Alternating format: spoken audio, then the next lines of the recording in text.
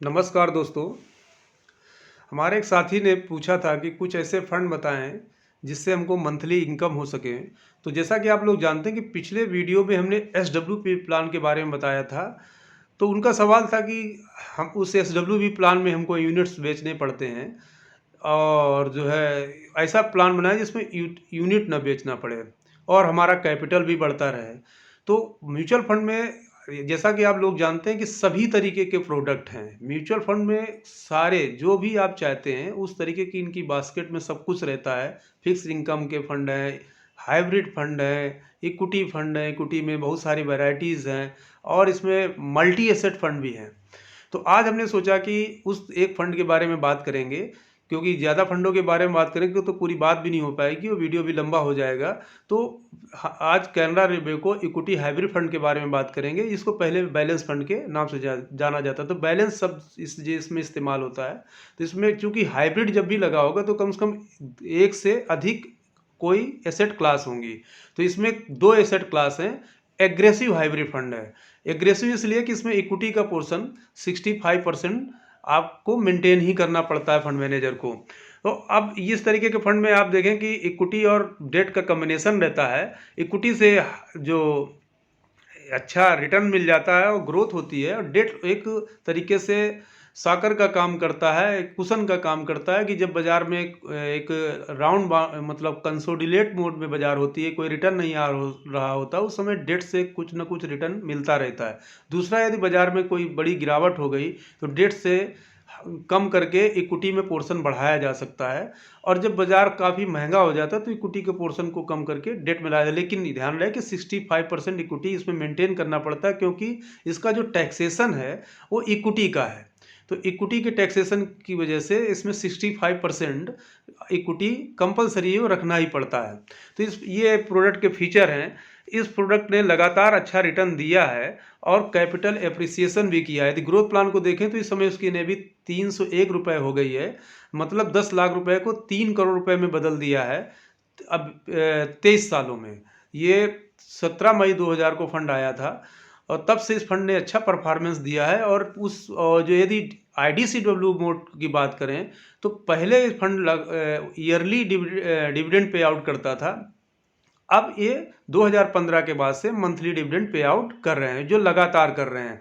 यहाँ तक कि जब कोरोना में ज़बरदस्त गिरावट हुई थी बाजार में, उस समय भी इस फंड ने लोगों को मंथली पे आउट किया है। तो इसमें एक तो फ़ायदे क्या, रिस्क प्रोफाइल और एफिशिएंसी, ये सब यदि ध्यान में ये कास्ट ऑपरेशनल एफिशिएंसी भी है, कैपिटल एप्रिसिएशन भी होता है, और डेट से इसकी वोलेटिलिटी भी थोड़ा कम हो जाती है। लेकिन ध्यान रहे 65% जब इक्विटी होगी तो यदि बाजार में गिरावट होगी तो इम्पैक्ट इस फंड में भी आता है।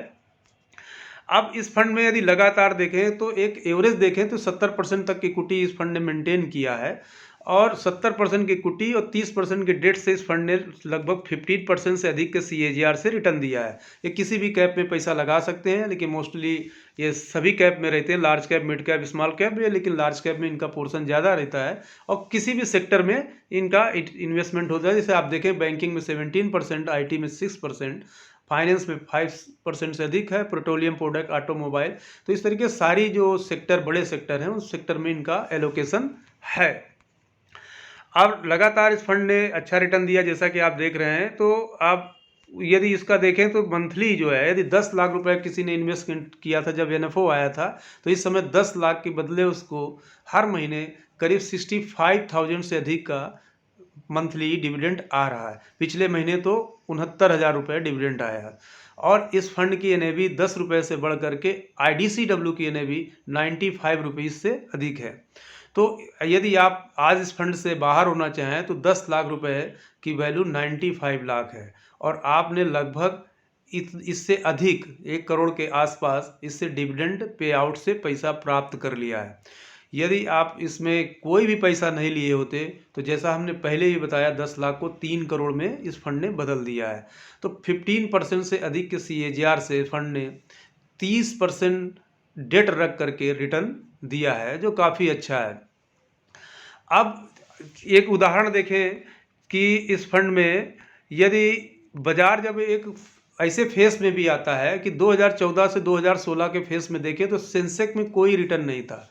23,905 BSE सेंसेक्स था और 8/1/2016 को 23,962 था। मतलब सेंसेक्स में कोई रिटर्न नहीं था, लेकिन इस फंड ने एब्सोल्यूट 2 साल में 27% का रिटर्न दिया और CAGR इसका 15% के पास रहा। यदि 1 साल का भी रिटर्न देखें तो CAGR 15% का रहा, एब्सोल्यूट रिटर्न 22% का रहा। यदि इस दौरान देखें कि 28/7/2014 से 21/12/2015, मतलब करीब वही 15-16 महीने का यदि देखें तो उस दौरान भी बाजार 25,991 से 26,000 के बीच रहा।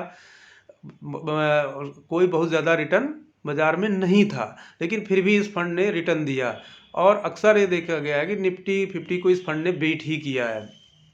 तो एक अच्छा विकल्प है।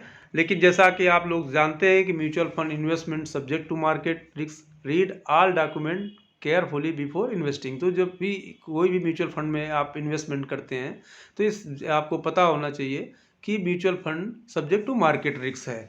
लेकिन यदि धैर्य है और अपनी इकोनॉमी में विश्वास है तो इस फंड ने एक करके दिखाया है कि थोड़ा रिस्क को कम लेकर के भी अच्छा रिटर्न दिया है और मंथली डिविडेंड पे आउट कर रहा है।